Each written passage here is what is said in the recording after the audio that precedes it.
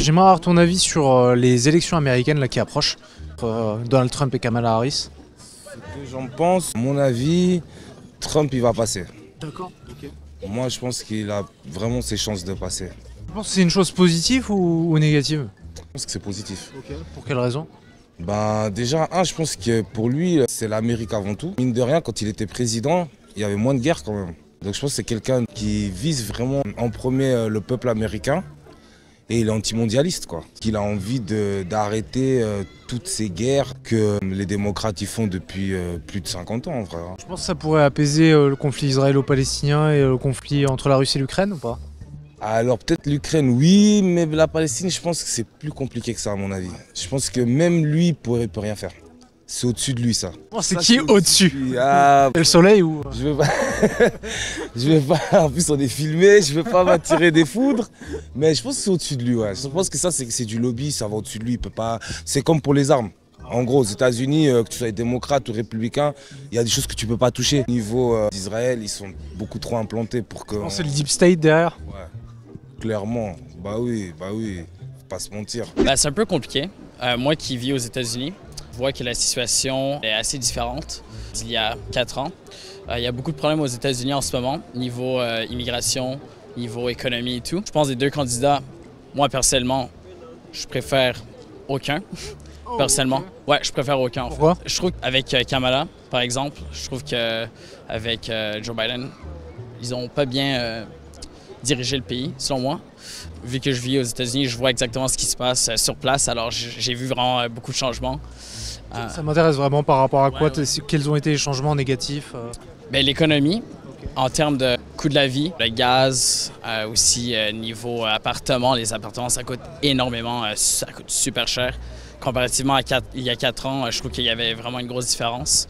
Je trouve aussi que les gens ne sont pas aussi unis. Je ne dis pas qu'avec Trump, les gens n'étaient pas unis ou qu'ils étaient unis, mais je trouve qu'en ce moment, il y a vraiment une grosse différence entre les républicains et les démocrates. Ok. Et tu penses que les élections, en tout cas ce qui pourra déboucher et arriver le 5 novembre, est-ce que tu penses que ça va améliorer la situation ou pas? Je pense que ça dépend de qui va être élu. Si c'est Donald Trump? Je trouve que ouais. Je pense qu'avec Donald Trump, ouais.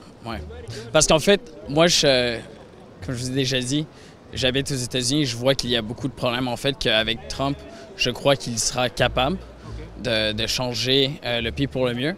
Je dis pas qu'avec Kamala, elle sera pas capable, mais c'est juste qu'avec, en fait, le terme de Joe Biden et de Kamala, je trouve que il n'y a pas eu assez de changements. Qu'est-ce qui vous déplaît chez Donald Trump? Alors la provocation, c'est pas forcément une mauvaise chose chez lui, parce qu'il dit ce qu'il pense sans détournement, ce qui est pas plus mal vu son honnêteté.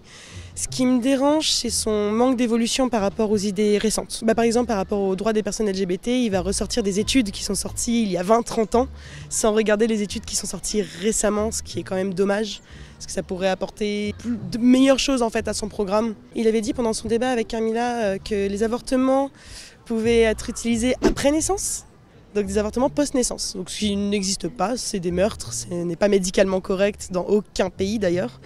Et il disait que c'était légal dans certains États, totalement faux.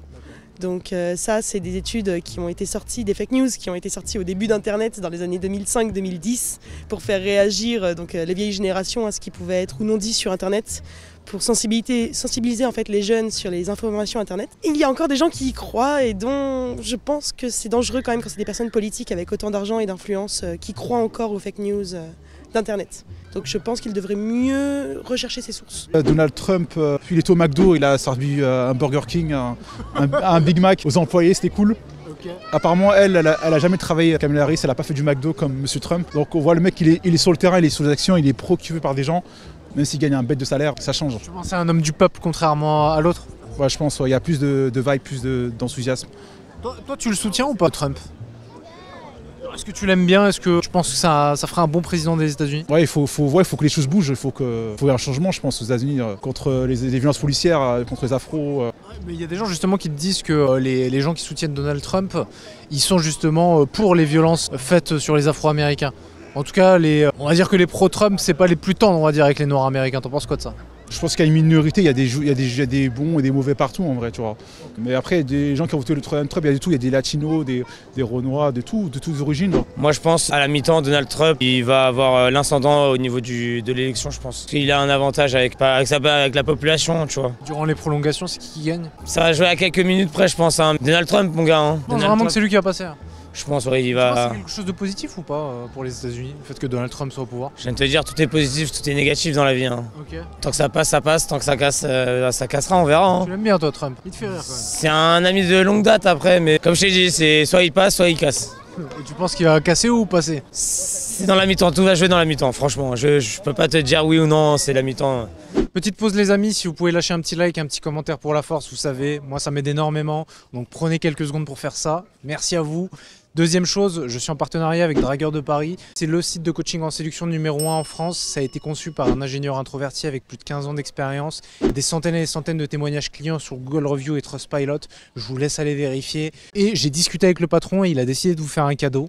Il va vous donner une méthode pour vous aider à vous faire draguer par les femmes, à vous faire courtiser par les femmes. Donc à la fin de cette formation, vous n'aurez plus besoin de draguer les femmes. Donc ce n'est pas du fake, c'est un tutoriel qui va vous aider à vous émanciper de la drague et de faire en sorte que les femmes viennent vous courtiser. Donc vous avez le lien en barre de description pour vous renseigner et pour voir la formation. C'est totalement gratuit, je le précise. Maintenant je vous laisse avec la vidéo. J'aimerais avoir ton avis sur les élections américaines là, qui arrivent là prochainement. Ouais. C'est le 5 novembre entre Trump et Kamala Harris. En vrai, même si les gens y votent, je pense que au-dessus de tout ça, il y a déjà des gens qui ont déjà décidé pour nous. Moi, moi je suis grave dans ce délire là. Qui? Les reptiliens? Je pense que le Deep State. Ouais, tu vois, tout le délire reptilien et tout, ouais. Ça se gère à ce niveau-là, là. Parce que quand tu contrôles les États-Unis, en vrai, tu contrôles un peu le monde. Le délire BlackRock, Vanguard. Ok. Ouais. Tu penses vraiment que BlackRock contrôle énormément de choses? Bien sûr, BlackRock, il peut changer un pays. Si t'es une entreprise, tu peux changer un pays, bien sûr, t'as un grand pouvoir. Bah du coup, si c'est déjà acté, on sait déjà qui va être le prochain président. Qui va être le prochain président? C'est pas moi qui contrôle, ça veut dire que je peux pas te dire. Moi, je suis juste un pion parmi tant d'autres. Concrètement, le Deep State, c'est qui? Forcément, il y a la finance, il y a BlackRock, il y a Vanguard. Ce sont 13 familles qui détiennent ça. La plupart des gens ne se rendent pas compte que, en fait, ils travaillent. Parce qu'eux ont acheté la plupart des entreprises où on va nous-mêmes acheter. Donc en fait, du coup, ce sont des gens qu'on ne voit pas, mais tout notre argent va dans leur poche. Qui sont ces familles pour les citer? Il y a les Rockefeller, il y a les Bush ils sont dans l'armement, les Rothschild, il y a les Onassis, enfin voilà, et ces 13 familles, aussi, on dit aussi des familles sataniques, hein, ce sont les termes. Toutes ces familles, après ce qu'on appelle les rois, les reines, etc., ce sont toujours les mêmes. Ils ont disparu pour mettre les politiciens, mais ils sont toujours là, et les politiciens sont les marionnettes. Que les dynasties existent toujours et que juste on a mis un filtre entre ces dynasties-là et le peuple, quoi. Le filtre, il sert à se protéger. Parce qu'avant, le peuple, il savait qui c'était. On sait que c'est lui, mais comme ils vont de plus en plus loin. Mais comme là, maintenant, ils sont cachés par les politiciens. C'est les politiciens qui prennent sur la gueule. C'est qu'on appelle ça comme le disjoncteur, quoi. S'il y en a un qui va plus, quand il saute, on en met un autre. Et donc les politiciens, ils servent à ça. Moi, je dis que tous les grands présidents de tous les grands pays, ils font partie du même système. Je pense qu'ils collaborent ensemble et tout. Bien sûr. En vrai de vrai, bien sûr. Tout ça, c'est un grand plan. Et c'est qui est au bout, tout en haut de la pyramide? Je pense que là, je vais partir vraiment loin, mais ça dépasse le cadre humain. Tu penses qu'il y a des aliens et tout derrière? Les aliens, en vrai, que ce soit dans les religions et tout, ça dépend de qu'est-ce que tu appelles alien. Mais un alien, en vrai, c'est quoi? C'est des gens qui descendent du ciel. Dans les religions, on parle aussi des anges qui descendent du ciel. Mais en vrai, tout ça, c'est la même chose. Un extraterrestre. Donc quelqu'un qui n'est pas humain, qui n'est pas d'origine humaine, qui n'appartient pas à notre espèce, qui serait au-dessus de nous et qui contrôlerait tous les narratifs. Ouais. Ok. Bah, déjà, rien que dans les religions, on en parle. On parle des anges déchus. C'est des extraterrestres qui descendent sur nous. J'aimerais avoir votre avis sur Donald Trump. Quand on parle de Deep State, c'est-à-dire qu'il y a des choses qu'on ne voit pas, qu'on ne comprend pas, mais que peut-être lui, il sait. Et donc, du coup, il utilise certaines méthodes pour justement dévoiler toute la partie américaine qu'on ne sait pas. Mais c'est ça qui fait qu'on est dans cette société qui est un peu déconstruite, on est divisé. On me dit oui, il y a beaucoup plus de Maghrébins et de Noirs dans les prisons. J'ai dit mais pourquoi? Il faut toujours se poser la question. Il y a des choses qui se passent et c'est juste fait pour nous diviser en fait. Se dire oui, le Turc il est comme ça, l'Antillais il est comme ça. Donc du coup, nous-mêmes on oublie qu'à la base nous sommes des êtres humains Et c'est la force, c'est l'unité qui fait la force. Alors que quand on est tout seul, eh ben on est manipulé. C'est pour ça qu'il y a les portables. On est seul, donc on fait ce qu'on veut de nous. Parce que souvent les gens qui sont pris par les médias et tout, leur esprit il est programmé. Donc des fois, moi quand je parle, on me prend pour un fou. Mais sauf que moi je fais beaucoup de recherches depuis très longtemps. Et je suis un être spirituel et je sens les choses. Qu'est-ce que vous pensez du climat politique aux États-Unis et des élections qui arrivent? Dans pas longtemps, il y aura une bonne guerre. Si ça continue comme ça. Une bonne guerre entre qui et qui? Il y en a déjà au Proche et au Moyen-Orient. Déjà, on est dans le marasme complet et en l'occurrence, je souhaiterais qu'il y en ait une. Pourquoi? Parce que ça changerait le monde. Regardez simplement en France. Moi, je suis là pour aider mon prochain. Mais il y a des moments où on ne peut plus les aider. Bilan de l'opération, il va falloir absolument que les gens qui partent de leur pays puissent éventuellement être gardés dans leur pays, qu'on leur trouve de quoi manger, de quoi travailler, parce qu'il n'y a plus de place chez nous, en France en l'occurrence. Vous pensez qu'une guerre pourrait régler des problèmes contemporains, quoi? Ça pourrait tout remettre en place sur les rails, on redémarre sur de bonnes bases.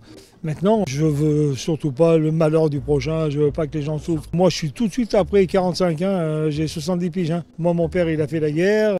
On est sortis, nous, de la misère, on n'avait rien à manger. Et donc, ça m'intéresse votre point de vue, que vous avez vécu dans les années 70, les années 60. Vous avez vécu l'avant mai 68. Nous, on était dans les 30 glorieuses. Comment c'était à l'époque? Mais c'était merveilleux. Moi, à 14 ans, j'allais bosser, puis après, j'allais à l'école. Ce qui change avec aujourd'hui, la France d'aujourd'hui? C'est que maintenant, plus personne ne veut bosser. Il faut resserrer les vis. Avec le problème de la drogue, avec le problème de tout ça, nous, on ne connaissait pas. Nous, le plaisir, c'est d'aller boire un coup entre amis, d'aller se promener, d'aller en boîte de nuit. On n'avait pas peur du coup de couteau, de la balle qui passait à travers les oreilles. C'était quoi? Comment les femmes à l'époque aussi? C'était mimi tout plein. Mais on les respectait. Elles étaient belles. Elles étaient belles. J'entends quoi? Elles sont plus belles aujourd'hui? Alors maintenant... Non mais attendez, maintenant vous regardez toutes les gonzesses, elles sont toutes tatouées des pieds à la tête, et piercing et les machins et tout et quoi. Je pourrais pas dire si c'était l'immigration ou pas, mais moi je me balade toujours avec une bombe lacrymo, j'ai toujours peur. Non mais attention, t'es d'extrême droite là. C'est juste que moi je me sens pas en sécurité, comme je me sens en sécurité par contre en Alsace, dans certaines villes. La même chose dans tous les pays quoi. Enfin non, pas tous. C'est quand même des pays, Singapour par exemple, jamais de la vie je me dirais je suis pas bien, je suis habillée comme ceci ou comme ça. Pourquoi d'ailleurs? Ça c'est une bonne question. Pourquoi? Parce que la police est ultra sévère là-bas. Donc en fait les gens, là-bas on jette un chewing-gum, on va en prison, on a une amende extrême quoi. Parce que là-bas c'est presque illégal d'être SDF, c'est illégal de part de travail. En termes d'immigration, je veux dire comme, je suis pas trop conscient de ce qui se passe, je dirais comme en Europe en général. Je veux dire comme, j'habite à partant ici en Europe, en Allemagne, mais comme un exemple, moi, aux États-Unis, j'ai jamais vraiment subi du racisme. Je sais que tout le monde, surtout en Europe, ah ouais, on dit que les Américains, c'est des racistes et tout. Mais en fait, réellement, moi, j'ai subi le racisme pur en Europe. J'ai jamais subi aucun racisme aux États-Unis. Puis j'ai habité à Miami, j'ai voyagé dans presque tous les États aux États-Unis. J'ai habité en Californie. Quand on parle d'immigration et tout, comme, je trouve que les gens, ils comprennent pas. Parce que ici, en Europe, si quelqu'un reste pour une durée plus longtemps de son, on va dire, son visa, ben on va le déporter, non? Mais ça dépend, bien sûr. Mais je veux dire comme... Légalement, oui. Après, dans les faits...